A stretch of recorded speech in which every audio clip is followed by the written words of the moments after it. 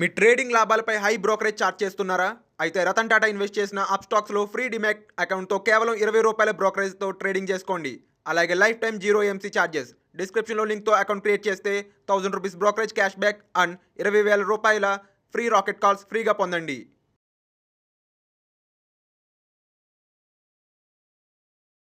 నమస్తే, నేను GVSatyanarayana.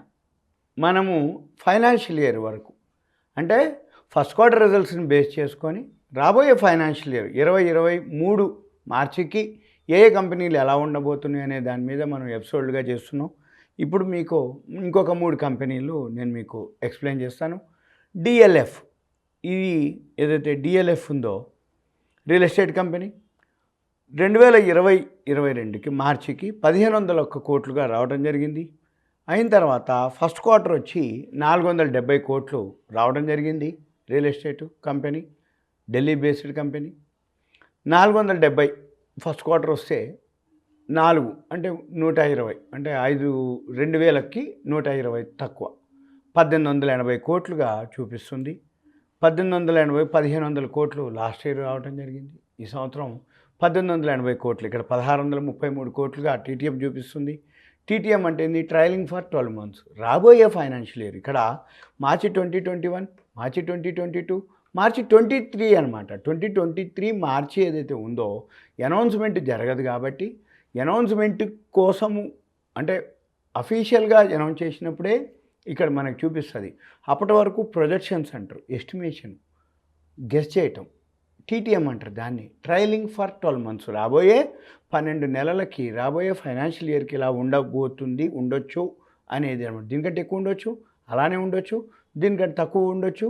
అది ఎలా అనేది వాళ్ళ యొక్క కంపెనీ యొక్క పర్ఫార్మెన్స్ని బట్టి మనము ఉంటుంది. కాకపోతే మనం ఏం చేస్తామంటే ఫస్ట్ క్వార్టర్ రిజల్ట్స్ని బట్టి కంపెనీ ఇలా ఉండొచ్చు, ఉండే అవకాశాలు ఉన్నాయి, వచ్చే అవకాశాలు ఉంటాయి అని మనం చెప్పటం అదనమాట. అయిన తర్వాత సేమ్ మళ్ళీ పీర్స్కి వచ్చేటప్పటికి రియల్ ఎస్టేటు ఏవైతే ఉందో Godrej property, Oberoi realty, Phoenix Mills, Prestige, ఇవన్నీ అనమాట. తర్వాత మళ్ళీ చార్ట్కి వచ్చేటప్పటికి ఆల్రెడీ అంటే పైనుంచి కిందకి వచ్చింది. ఇప్పుడు మళ్ళీ కొంచెం సపోర్ట్ తీసుకోవటం జరిగింది. మళ్ళీ మనం సేమ్ మళ్ళీ ఫండమెంటల్గా మనం ఎంతైతే చెక్ చేస్తున్నామో కంపెనీ యొక్క పర్ఫార్మెన్స్తో పాటుగా కంపెనీ ఎంటర్ ఎగ్జిట్ మాత్రం చెప్పేది మాత్రం టెక్నికల్. ఈ టెక్నికల్గా ఏవైతే ఎంటర్ ఎగ్జిట్ అంటే 5 days moving average or 20 days or 50 days or 100, 150, 200 days moving average చూసుకుంటూ ఏదో ఒకటి బేస్ చేసుకోండి మీరు. 5 days or 20 days or 50 days or 200 days moving యావరేజ్ని ఒకటి పెట్టుకొని దాన్ని చూసి అది అంటే ఏది దాటి ఉంది చూసుకోవాలి. అంటే 5 days, 10 days, 20 days దాటి ఉన్నదా, ఎక్కడి నుంచి దాటుతుంది, లేదు దిగుతూ వచ్చింది, దిగి మళ్ళీ ఎక్కడి నుంచి దాటుతుంది, అవి చూడాల్సి ఉంటుంది. మీరు అవి గమనించాలి, గ్రాఫ్ ఫాలో అవ్వాలి ఎంటర్ ఎగ్జిట్కి. ఇక తర్వాత DLF ఏదైతే ఉందో వెబ్సైట్కి వెళ్ళినట్టయితే చూడొచ్చు మనము. DLF ఇది ఏవైతే అంటే వాళ్ళ అయిపోయినవి ఏవైతే ఉన్నాయో అవన్నీ కూడా మనము వాళ్ళు ఏమేం చేస్తారు అనేది ఉంటుంది. వాళ్ళు 27.96 million square meter residential area already develop చేసి ఉన్నాయి. 132 రెసిడెన్షియల్ ప్రాజెక్ట్స్ కంప్లీట్ చేసి ఉన్నాయి. 17.84 million square metres development potential, 1 million plus residents అంటే ఆల్రెడీ 1 million ప్లస్ ఉన్నదన్నమాట. వాళ్ళు సూపర్ లగ్జరీ, ప్రీమియం, ఇలా లేటెస్ట్ అప్డేట్స్ అనమాట. ఇవి చాలా చాలా మనం ఆ వెబ్సైట్కి వెళ్ళినట్టయితే మనము చూడవచ్చు. ఇది ఒక మన DLFకు సంబంధించినటువంటి కంపెనీ. ఇంకో నెక్స్ట్ వచ్చి ఒబెరాయ్ రియాల్టీ ఇదేందో చూద్దాం. ఒబెరాయ్ రియాల్టీ వచ్చి ప్రాఫిట్ అండ్ లాస్ వచ్చి 1047 కోట్లు 2022 మార్చికి రావడం జరిగింది. అయిన తర్వాత ఇప్పుడు క్వార్టర్స్ వచ్చేటప్పటికి 403 కోట్లు రావడం జరిగింది. ఫస్ట్ క్వార్టరు 1612 కోట్లుగా చూపిస్తుంది. కానీ ఇక్కడ 1370, అంటే 1370 రావాలని లేదు, 1612 కోట్లే రావాలని లేదు. ఫస్ట్ క్వార్టర్ని బట్టి 4 క్వార్టర్లకి ఇంతే ఉండాలని లేదు. ఒక్కోసారి సీజన్ అన్సీజన్ ఉంటుంది. సీజన్లో ఒక్కోసారి ఎక్కువ వస్తుంది, అన్ సీజన్లో తక్కువ వస్తుంది. ఓవరాల్గా యావరేజ్ అవుతుంది. యావరేజ్ ఏదైతే TTM అంటాం, ఈ TTM ఏదైతే ఉందో 1370 కోట్లుగా చూపిస్తుంది.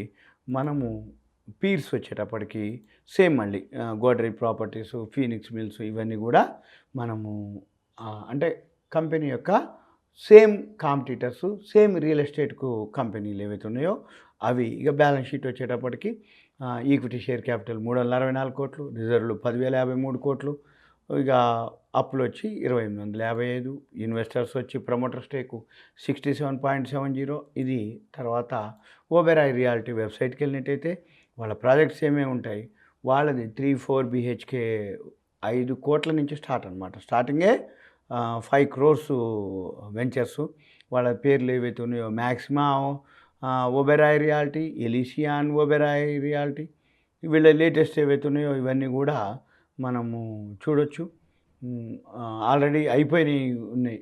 మన స్కై సిటీ టవర్స్ అనే sky towers A2D, A2E, EF, AB, Prisma, 360 west, Maxima, Elysian tower, AB, Eternia towers, Esquire, ఇలా అనమాట వాళ్ళ పేర్లు అనమాట. వాళ్ళ టవర్స్ యొక్క పేర్లని ఏవైతే ఉన్నాయో వాళ్ళకి 2.5 కోట్ల నుంచి స్టార్ట్ అయ్యి ఉన్నాయి. అంటే అన్నీ ఉన్నాయన్నమాట వాళ్ళకి. వాళ్ళ ప్రాజెక్ట్స్ ఏమేమి ఉన్నాయి, వాళ్ళ ఎక్కడెక్కడ ప్రాజెక్ట్స్ ఉన్నాయి, residential, commercial, retail, social infra, hospitality, Goregaon, ఇలా ఎక్కడెక్కడైతే వాళ్ళవి ఉన్నాయో ఇవన్నీ కూడా మనం ఆ వెబ్సైట్కి వెళ్ళినట్టయితే మనకి ఇన్ఫర్మేషన్ ఉంటుంది. వాళ్ళ ఎవరెవరు అయితే అంటే ఇన్వెస్టర్స్ ఉన్నారు, మనకి ఏ ఇయర్లో ఎప్పుడెక్కడ కంప్లీట్ అయినాయి ఇవన్నీ కూడా మనము గమనించవచ్చు. తర్వాత ఓబెరాయ్ రియాలిటీ ఏదైతే ఉందో, నెక్స్ట్ వచ్చి మనకి Varun beverages. Next third one ఏంటిది, వరుణ్ బెవరేజెస్. ఈ వరుణ్ బెవరేజెస్ ఏంటిదో చూద్దాం. లాస్ట్ ఇయర్ 694 కోట్లుగా రావడం జరిగింది. ఇది మళ్ళీ MNC కంపెనీ. వరుణ్ బెవరేజెస్ ఏదైతే ఉందో డిసెంబర్ రిజల్ట్స్ ఉన్నాయి దీంట్లో. ఎప్పుడైనా బండ గుర్తు ఒకటే, మార్చి రిజల్ట్స్ ఉందంటే ఇండియా కంపెనీ, డిసెంబర్ రిజల్ట్స్ ఉందంటే MNC కంపెనీ అని అర్థం. అయిన తర్వాత TTM అంటే ఇప్పుడు ఆల్రెడీ మనం ఆగస్టులో ఉన్నాం, ఇంకా మనకి ఎన్నాళ్ళు లేదు జనవరికి. అంటే డిసెంబర్ రిజల్ట్స్ జనవరిలో వస్తాయి మనకి. అంటే ఇప్పుడు ఇంకొక 5 months కనుక వెయిట్ చేస్తే చాలు ఇది. అయితే లాస్ట్ ఇయర్ డిసెంబర్కి ఇక్కడ 694 కోట్లు రావడం జరిగింది. TTM వచ్చి 1,300 కోట్లు, అంటే డబుల్ చూపిస్తున్నది. కానీ మనం 2 క్వార్టర్స్ని కనుక చూసినట్టయితే 254 కోట్లు ఫస్ట్ క్వార్టర్లో రావడం జరిగింది, మార్చి క్వార్టర్లో. జూన్ క్వార్టర్లో 787 కోట్లు, అంటే సుమారుగా 254, 787, 790, 840, 1,040, అంటే 2,080 కోట్లు చూపిస్తుంది. 2,080 కోట్లు అంటే 700 కోట్లు ఉంది ఇక్కడ. ప్రొజెక్షన్స్ వచ్చి 1,298. మనం క్యాలిక్యులేషన్ చూస్తే 2,000 కోట్లు చూపిస్తుంది. అంటే 2,000 కోట్లు కరెక్టా, 1,298 కోట్లు కరెక్టా అనేది కాకుండా మనం చూడవలసింది ఏంటిది, ఫస్ట్ ఈ 2 క్వార్టర్లు అయితే వచ్చేసి ఉన్నది. 254, 787, 787, 254 కలిపితే ఇదేదైతే 8, 1,150 సుమారుగా. అంటే ఈ 1,150 ఏవైతే ఉన్నాయో ఆల్రెడీ వచ్చి ఉన్నది. ఇంకొక 1000 వచ్చినా కానీ 2,000 చిల్లర అవుతుంది అన్నట్టు. ఇక్కడ 1,298 చూపిస్తుంది. అంటే ఏమవుతుంది, 700 కోట్లకి సుమారుగా మనకి 2,000 అంటే 300% చూపిస్తుంది. చూద్దాం మనం అక్కడికి వెళ్ళి మనం క్లిక్ చేస్తే ఆ వెబ్సైట్కి వెళ్ళినట్టయితే మనం చూడొచ్చు. వరుణ్ బెవరేజెస్ ఏదైతే ఉందో పెప్సీ, దీనికి సంబంధించిన పెప్సీ కంపెనీ ఇది. వీళ్ళ ప్రోడక్ట్స్ ఇవి. వరుణ్ బెవరేజెస్ ఇవి మన ట్రాపికానా, పెప్సీ, ఆక్వాఫినా, అంటే మినరల్ వాటరు, జ్యూస్లు, ఇవన్నీ అనమాట. ట్రాపికానా ఎక్కువ మ్యాంగో షేక్లు, గోల్డ్ కాఫీ. పెప్సీనే ఎక్కువ శాతం డ్యూ, మిరిండా, 7up, ఇవి అనమాట. అంటే ఇది కూల్ డ్రింక్స్ ఏవైతే ఉన్నాయో, జ్యూస్లు, ఇవి మినరల్ వాటర్లు, అవి వాళ్ళ యొక్క ప్రొడక్ట్స్. వరుణ్ బెవరేజెస్ ఏదైతే ఉందో ఈ కంపెనీ యొక్క ప్రొడక్ట్స్.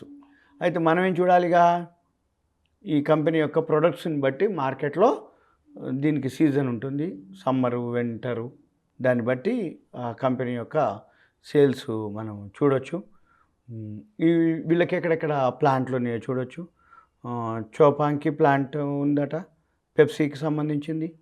తర్వాత కోసి ప్లాంట్, నోయిడాలో ప్లాంట్ ఉంది.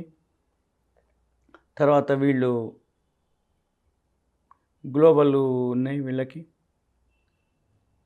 Varun Beverages to raise QIP ఈ మధ్యనే క్వాలిఫైడ్ ఇన్స్టిట్యూషనల్ ప్లేస్మెంట్ ద్వారా ఇచ్చిండ్రు.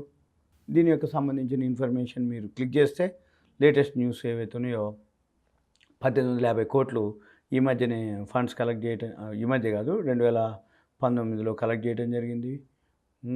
PepsiCo west and south bottling franchisee Varun Beverages. ఇది సింపుల్గా వరుణ్ బెవరేజెస్ యొక్క ఇన్ఫర్మేషన్.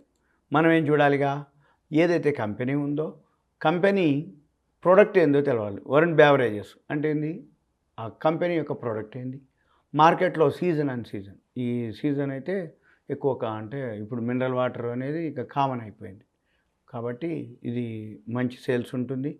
ఇది మీరు ఎన్నాళ్ళు అక్కర్లేదు, 5 మంత్స్ కనుక, ఇప్పుడు మనం ఆగస్ట్లో ఉన్నాం, ఇంకో 5-6 మంత్స్ వెయిట్ చేస్తే రిజల్ట్స్ వచ్చే టైంకి మంచి పైసలు వస్తాయి.